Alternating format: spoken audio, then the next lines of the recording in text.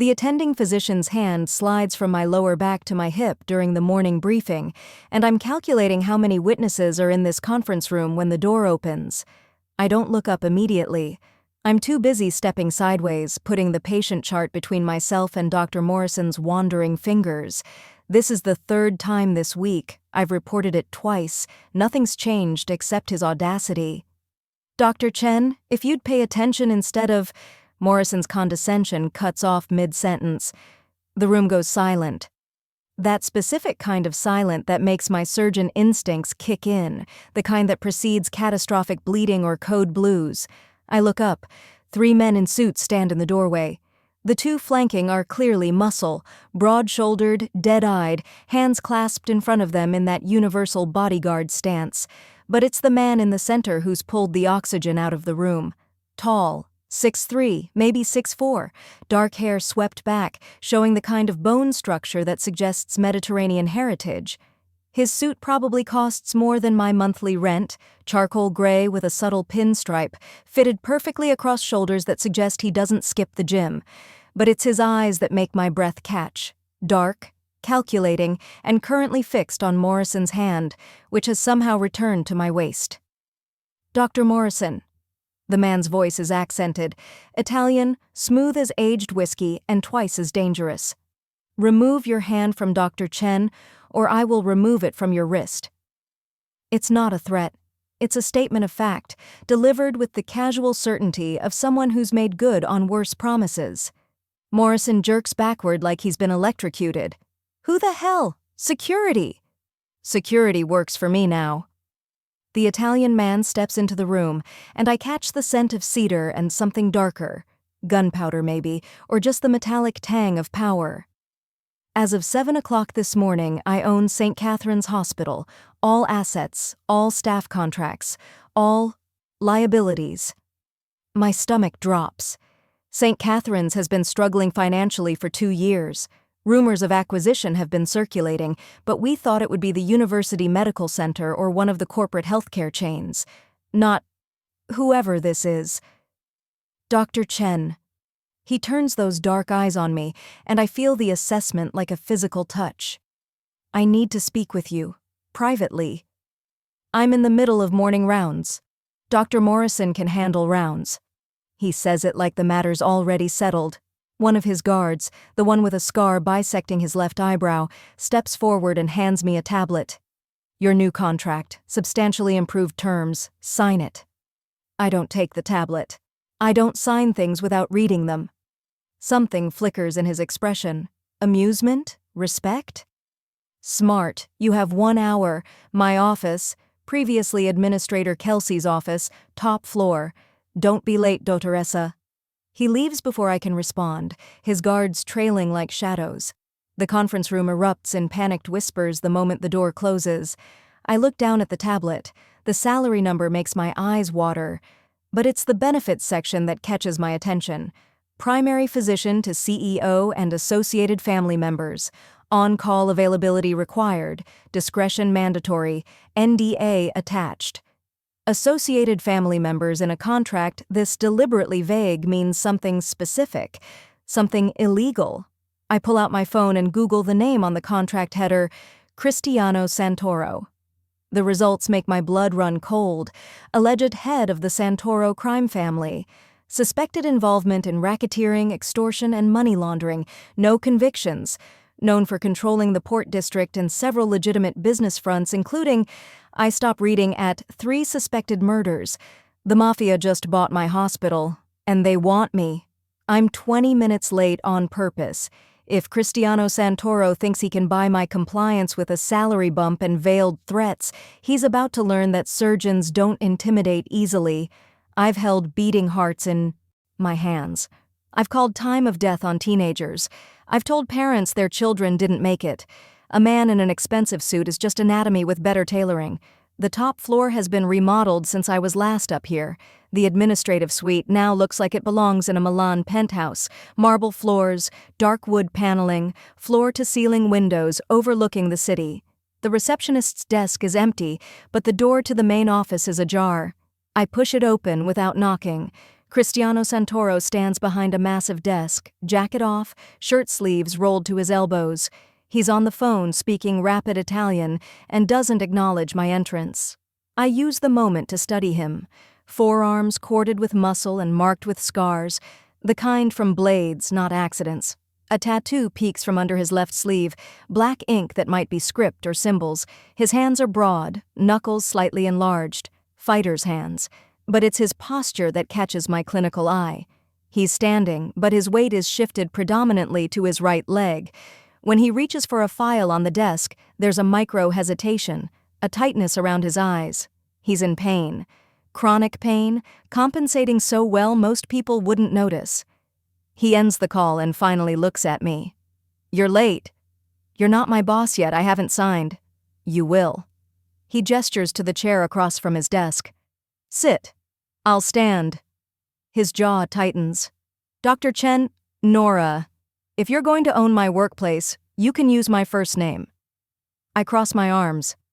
"Why me? St. Catherine's has 63 physicians on staff. What's so special about a trauma surgeon that you'd offer triple my current salary?" He studies me for a long moment, then moves around the desk. Each step is controlled, deliberate. When he's 3 feet away, he stops and meets my eyes. Up close, he's devastating. Not handsome in a conventional way. His nose has been broken at least once. There's a thin scar through his left eyebrow, and his features are too sharp for classical beauty. But the overall effect is magnetic, dangerous. "You performed emergency surgery 3 weeks ago on a man brought in from the warehouse district. Gunshot wound to the chest, nicked the pulmonary artery. He was coding when he arrived. You brought him back." I remember. 32-year-old male, no ID, paid in cash, refused police questioning, left AMA after 2 days. HIPAA prevents me from— "That was my brother, Marco." Cristiano's voice drops. "You saved his life. The other surgeons on call that night said he was unsavable. You disagreed." Oh. He also mentioned," Cristiano continues, "that you didn't ask questions, didn't call the police despite the obvious bullet wound, treated him with skill and discretion." He pauses. "In my world, Dottoressa, loyalty is currency, and you've just proven yours is for sale." "I wasn't being loyal to you. I was doing my job. Doctors treat patients, not rap sheets." "Precisely." He leans against his desk and I catch the slight grimace he tries to hide. "Which is why I need you. My family requires medical care that cannot go through traditional channels, injuries that would trigger police reports, treatments that need discretion. You want me to be your personal mob doctor." I should be outraged. I should walk out. Instead, I hear myself ask, "What's in it for me besides money?" His eyes gleam. "Besides keeping St. Catherine's open. We both know this hospital has 6 months before bankruptcy. I just injected $40 million into the operating budget, new equipment, salary increases for underpaid staff, expanded trauma bay, everything you've been fighting the board for." He's done his homework. I've been vocal about St. Catherine's financial crisis, especially how it impacts patient care in this underserved neighborhood. "And all I have to do is patch up criminals? No questions asked?" "Not criminals." His voice hardens. "My family. There's a difference. Not in the eyes of the law." "The law?" He says it like a foreign concept. "The law didn't save my brother's life. You did. The law doesn't protect this neighborhood. My family does. The law didn't stop your attending from putting his hands on you this morning. I did." I can't argue with that last point. Morrison's been reported twice. HR did nothing. Morrison's been fired, as of 45 minutes ago. Cristiano straightens, and I see him fight not to favor his left side. He'll also find his medical license under review for multiple harassment complaints I've personally ensured reach the state board. He won't work in medicine again. The satisfaction I feel is immediate and unsettling. I should be concerned about vigilante justice. Instead, I'm thinking about every condescending comment, every inappropriate touch, every report that went nowhere. "You barely know me." Why go that far? Because men who abuse power deserve consequences. He says it with such finality that I know there's a story there. And because I need you to trust me, Nora. What I'm asking requires absolute trust. You're asking me to become complicit in... I'm asking you to save lives. That's what you do, isn't it? He moves closer, and despite my better judgment, I don't step back. You don't ask if the teenager in your trauma bay is a gang member. You don't refuse to treat the addict who's overdosed for the 5th time. You save them. That's who you are. He's right, and I hate that he's right. The contract, I say slowly. I want final say on medical decisions. No interference. If I say someone needs a hospital, they go to a hospital. Agreed. And I want protection for my staff. This hospital, everyone in it. Off limits. No intimidation, no pressure, no family business on hospital grounds. His lips curve slightly. Negotiating. I like that. Agreed. One more thing. I meet his eyes. Your left side. The way you're compensating suggests chronic pain, probably radiating from your lower back or hip. Old injury, insufficiently healed. You need an MRI and likely physical therapy, possibly surgical intervention.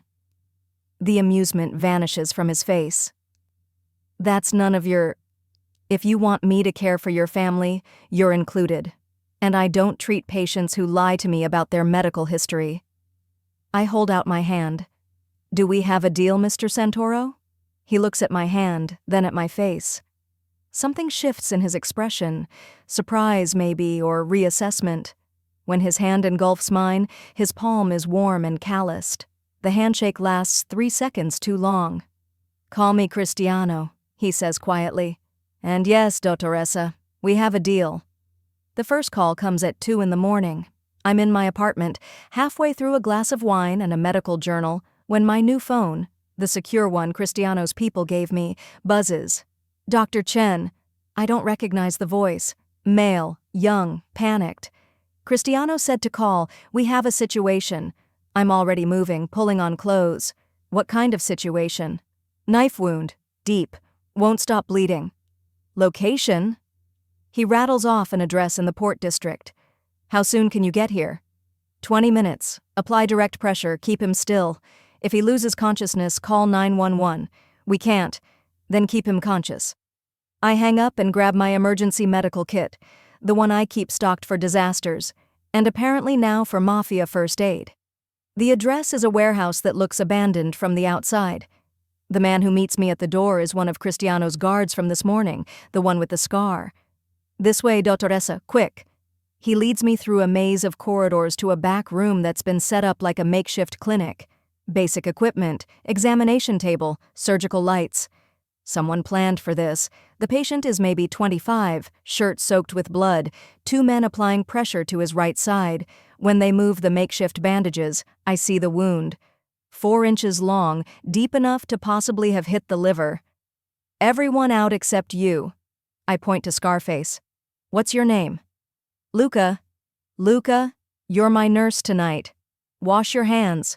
Thoroughly. For the next 90 minutes, I work. The wound is serious but manageable. Missed the liver but nicked the intestine. I clean, repair, suture. The patient, I don't ask his name, drifts in and out of consciousness but stays stable. I'm closing the final layer when I sense someone enter the room. How is he? Cristiano's voice. Lucky. 2 inches to the left and you'd be calling a priest instead of a doctor. I tie off the last suture. He needs antibiotics, wound monitoring, and rest. No strenuous activity for 2 weeks minimum. He'll comply. Cristiano moves to the head of the table, studying his associate, soldier, with genuine concern. He places a hand on the man's shoulder, says something in Italian. The young man nods weakly. I strip off my gloves and turn to wash my hands. This can't be a regular thing. I have a job, surgeries scheduled. I know. Cristiano appears beside me at the sink, close enough that I can feel his body heat. I wouldn't have called unless necessary. Dante is important to me. There's something in his voice, not just concern, but affection. Family, maybe. Actual family, not just organizational structure. He'll be fine, but next time maybe avoid knife fights? I'll add it to the agenda. The dry humor surprises me. You're good at this, staying calm under pressure. Trauma surgery training.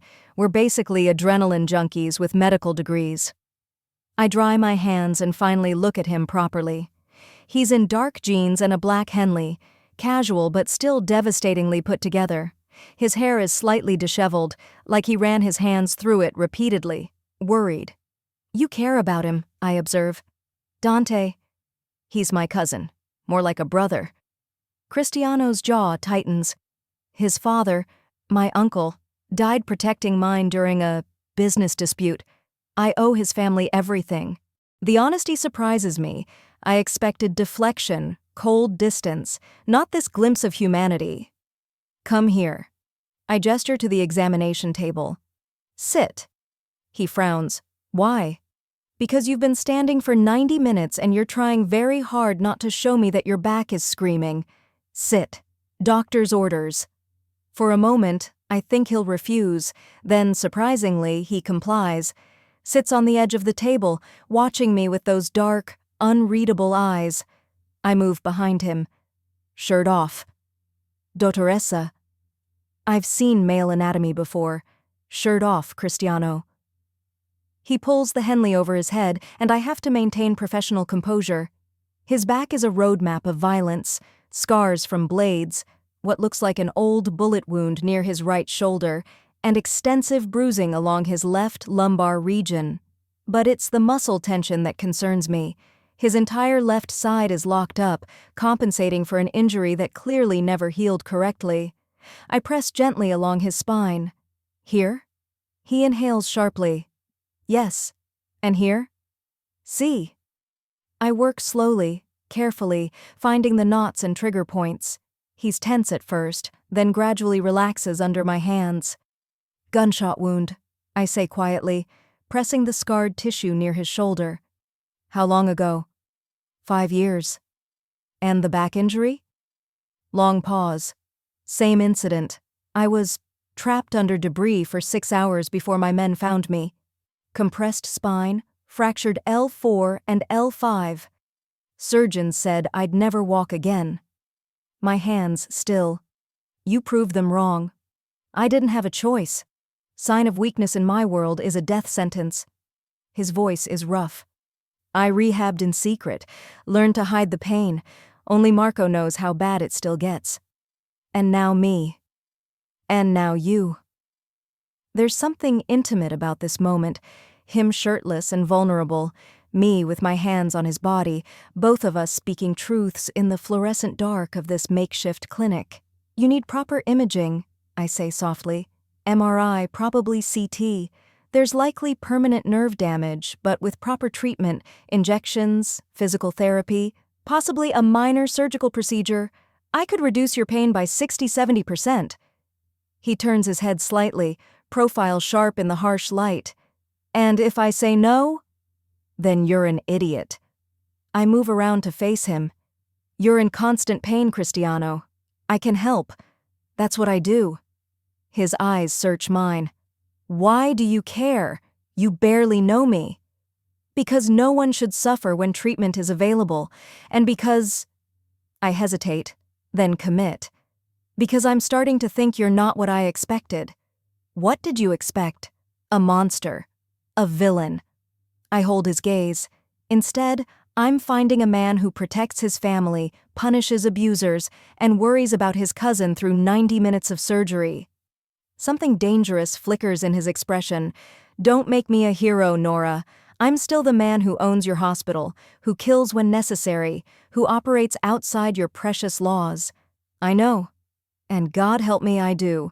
But you're also the man who fired Morrison, who's keeping St. Catherine's open, who could have forced me into that contract but negotiated instead. He stands abruptly, moving into my space. We're inches apart now, close enough that I can see the gold flecks in his dark eyes, smell the cedar and danger on his skin. You should be afraid of me, he says, voice low. Probably. My heart is racing, but I don't step back. But I've been afraid before. This feels different. How? I don't have an answer that makes sense. Instead, I reach up and touch the scar through his eyebrow, a gentle press of fingers against the thin white line. This was a knife, I say. Defensive wound. Someone came at your face, you blocked, the blade caught you here. I trace lower to the scar on his nose. This was a fist. Broke your nose, probably twice. Didn't set right. My hand hovers near the scarring on his shoulder. And this was betrayal. Someone you trusted, close enough to aim for your heart. They missed. He catches my wrist, grip firm but not painful. You can read violence like a book.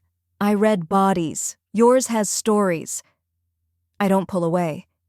Want to tell me any of them? Not tonight. But his thumb traces the inside of my wrist, finding my pulse. Your heart is racing. I'm standing very close to a dangerous man. And you like it? Not a question. An observation. I should deny it. Should step back, establish boundaries, remind us both that this is professional. Instead, I whisper, maybe I do. His eyes darken. For a breathless moment, I think he's going to kiss me. His hand slides from my wrist to my waist, fingers splaying across my hip. His other hand cups my jaw, thumb brushing my cheekbone. Cristiano. I don't know if I'm protesting or encouraging. Tell me to stop. His forehead drops to mine. Tell me this is a bad idea. It's a terrible idea. But my hands are on his chest, feeling his heartbeat strong and fast as mine. See. His breath ghosts across my lips. Terrible. A crash from the other room breaks the moment, Luca's voice calling something urgent in Italian. Cristiano pulls back, jaw tight with frustration and duty. I know. I step away, putting professional distance between us. Go. I'll check Dante's vitals one more time, then I'm leaving. He nods, pulls his shirt back on, transforms from vulnerable man back into the Mafia Don. But at the door, he pauses. Nora. Yes? Thank you. For tonight. For all of it. Then he's gone, and I'm left in the makeshift clinic, hands shaking slightly, wondering what the hell I'm getting myself into. Over the next 3 weeks, I'm called to the warehouse 4 more times. A dislocated shoulder, stitches for a scalp wound, burns from an accident no one explains. Each time, Cristiano appears at some point, checking on his people, speaking to them in Italian, his presence both commanding and protective. And each time before I leave, he finds a moment alone with me. Never enough time.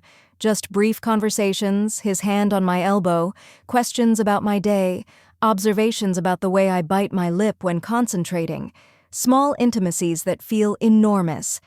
At the hospital, things improve dramatically. New equipment arrives daily. Salaries increase across the board. The trauma bay renovation is completed in record time. Morrison's gone, and the new attending actually respects boundaries. St. Catherine's is thriving, and I'm lying to myself about why. It's not the job improvements that make my heart race when my secure phone buzzes. It's not professional pride that makes me spend extra time getting ready on nights I think I might get called. It's him. Week 4, the call comes at dinner time. Dr. Chen, Cristiano needs you, not medical. He's asking for you specifically. Says it's about his back. I'm in my car within 5 minutes. The address this time isn't the warehouse. It's a penthouse in the Skyline District, the most expensive real estate in the city. The elevator requires a key card. The security guard who escorts me up says nothing. The penthouse is stunning, modern, masculine, with floor-to-ceiling windows overlooking the city lights. Art that's probably worth more than my med school debt on the walls. And in the center of the living room, standing with his back to me, is Cristiano. You came. He doesn't turn around. You called. I set down my medical bag. You're back. Is an excuse? He finally faces me, and my breath catches. He's in pain. I can see it in the tightness around his eyes, the rigid set of his shoulders. But there's something else in his expression, something raw. 3 weeks, he says quietly. 3 weeks of finding reasons to see you, excuses to be alone with you, telling myself it's professional while knowing it hasn't been professional since the moment you told me to take my shirt off.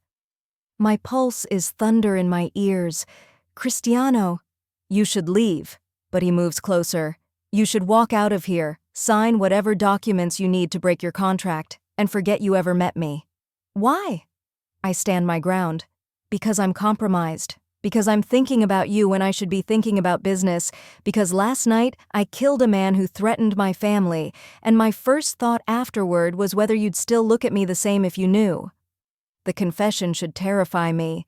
Instead I ask, did he deserve it?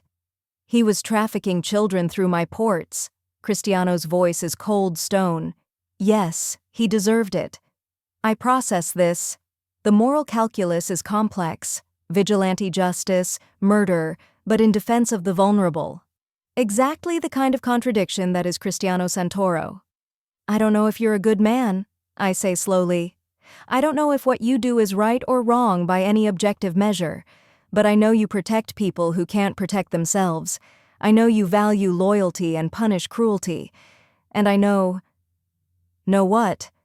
He's close now. So close. I know I haven't stopped thinking about you either. His hand cups my face, and this time, there's no interruption. This is your last chance to leave, Dottoressa. Because if you stay, I'm going to kiss you. And if I kiss you, I won't stop at kissing. Good, I whisper. Because I didn't come here for your back. He makes a sound low in his throat, satisfaction or surrender, I can't tell, and then his mouth is on mine. The kiss is consuming, demanding. His hands slide into my hair, angling my head for deeper access, while mine grip his shoulders, feeling muscle and heat and barely leashed control. He tastes like whiskey and sin, and I want more. He walks me backward until my legs hit the couch, then follows me down, his weight a delicious pressure. When he pulls back, we're both breathing hard. Tell me to stop, he says against my throat. Not a chance. His laugh is dark velvet. Then tell me what you want. You. No hesitation. All of you. No pretense, no walls. His eyes search mine. You don't know what you're asking. Then show me. What follows is hours of discovery. His hands mapping my body with the same intensity he brings to everything else. My mouth learning the taste of his skin, the sounds I can pull from him, the way he says my name like a prayer and a curse. When we finally collapse, tangled together on his bed, the city lights painting patterns on the ceiling, I trace the scars on his chest. Nora. His voice is rough. This changes everything. I know. My family will need to know about you, vet you, approve you. My hand stills. Approve me? He catches my fingers, brings them to his lips. It's tradition.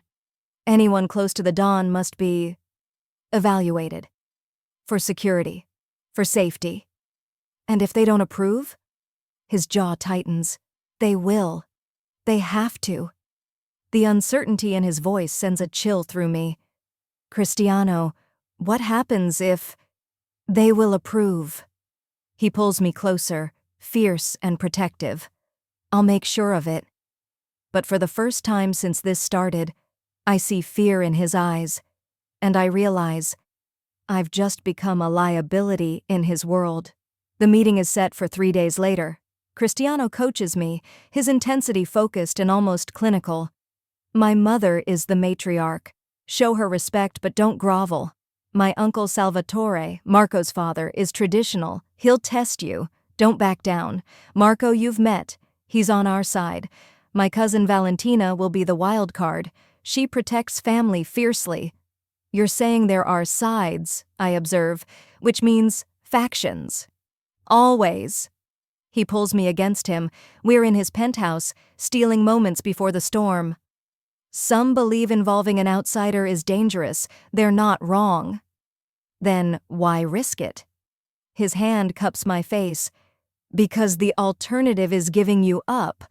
And I find I can't do that. The vulnerability in his admission makes my chest tight. I'm not going anywhere. You say that now. He kisses my forehead. But you haven't met my family.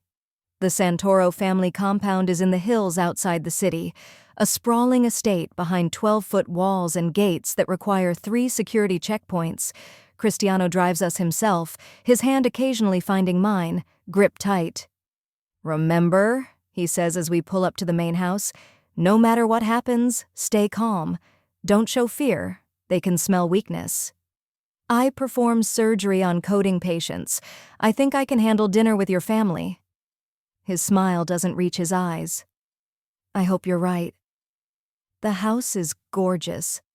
Old-world Italian architecture, marble and frescoes, the kind of generational wealth that whispers rather than shouts. A woman in her 60s meets us at the door, elegant in a black dress, her dark hair threaded with silver. Cristiano. She kisses both his cheeks, then turns to me. Her eyes are the same dark intensity as her son's. Dr. Chen, welcome to our home. Mrs. Santoro, thank you for having me. Sophia, please. She takes my arm, leading me inside while Cristiano follows. I've heard much about you, the surgeon who saved Marco, who runs our hospital with impressive skill, who has captured my son's attention so completely that he's been distracted. The last word carries weight. We enter a dining room where 6 people wait. I recognize Marco immediately. He stands, embracing me with genuine warmth. Dottoressa, you look well, and not covered in my blood, which is an improvement. The laugh that goes around the table eases some tension, but not all. An older man, Salvatore, I presume, studies me with cool assessment. A woman my age with Cristiano's features watches with open curiosity. Others I don't recognize. Cristiano pulls out my chair, his hand lingering on my shoulder. The message is clear. She's mine. Remember that. Dinner is a test disguised as hospitality. Questions come from all sides, probing my background, my family, my intentions. I answer honestly, meeting each challenge without flinching, until Salvatore asks, "What do you know about our business, Dr. Chen?" Enough, I say carefully. I know you operate outside the law. I know Cristiano has protected this neighborhood when the police wouldn't. I know you value loyalty above all else. And that doesn't trouble you? The moral ambiguity? I meet his eyes. I'm a trauma surgeon in an understaffed hospital in a high-crime district. Every day I make impossible choices about who gets resources, who gets my time, who lives or dies. Moral ambiguity is my specialty. Sophia makes a sound that might be approval, but it's Valentina who leans forward, eyes sharp. Marco's life you saved because it was your job. What's your excuse for Cristiano? The table goes silent. Cristiano's hand finds mine under the table, squeezing once in warning or support. I don't have an excuse, I say quietly. I have a reason. Your brother is brilliant, protective, and carries the weight of everyone's safety on his shoulders while pretending his back isn't breaking from old injuries. He fires men who harass women. He honors his debts. And when he looks at me, I see someone who's been alone for too long in a world that demands perfection. I turn to meet Cristiano's eyes. That's not an excuse. That's a choice. The silence stretches. Then Sophia stands, raises her wine glass. To Cristiano and Nora, may they find what they're looking for in each other. The table drinks, some enthusiastically, some reluctantly, but they drink. Relief crashes through me. Cristiano's thumb strokes my knuckles, his expression carefully neutral, but his eyes warm. We made it through. After dinner, Sophia requests to speak with me privately.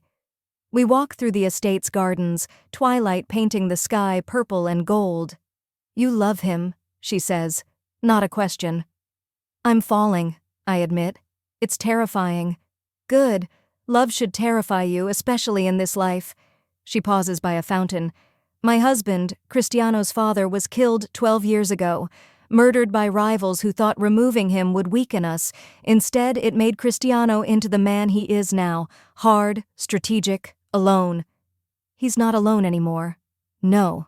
But understand, Dr. Chen, Nora, that being with him means accepting certain realities.